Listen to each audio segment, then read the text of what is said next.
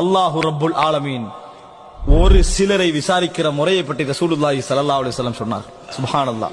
இதான் விசாரணையுடைய அகோரம் பிடித்தான் இருக்கு.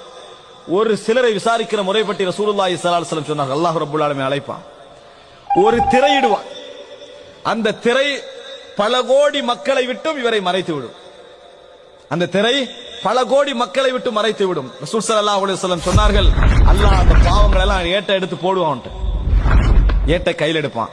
அத்தஅரிஃபு தம்ப கதா, இந்த பாவம் உனக்கு ஞாபகம் இருக்கிறதா என்று கேட்பான் அல்லாஹ். அத்தஅரிஃபு தம்ப கதா, இந்த பாவம் உனக்கு ஞாபகம் இருக்கிறதா? சுப்ஹானல்லாஹ். அன்புள்ள அல்லாஹ்வுடைய விசாரணை நினைச்சு பாருங்க பாவம்.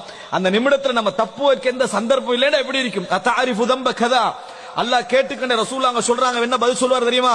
ஐ நஅம் ரப்பி, ஐ நஅம் ரப்பி, இறைவா தெரியும், ஏற்றுக்கொள்றேன். ஹத்தா இதா கர்ரரஹு பிதுனூபிஹி, ஒவ்வொரு பாவமா சொல்லி சொல்லி அவனை ஏற்றுக்கொள்ள வைப்பான்ல. ஞாபகம் இருக்கிறதா, ஞாபகம் இருக்கிறதா, ஞாபகம் இருக்கிறதா, ஏற்றுக்கொள்கிறாயா, ஏற்றுக்கொள்கிறா என்று சொல்லிட்டே வருவான். அவ எந்த அளவுக்கு அல்லாஹ் அந்த விசாரிப்பான் தெரியுமா? வரஆ ஃபீ நஃப்ஸிஹி அன்னஹு ஹலக், நான் நரகவாதி தான் என்று முடிவெடுத்து, நான் நரகவாதி தான், நான் நரகத்துக்குரியவன் தான் என்கின்ற முடிவுக்கு அவன் என்ன செஞ்சிருவான்? போய்விடுவான்.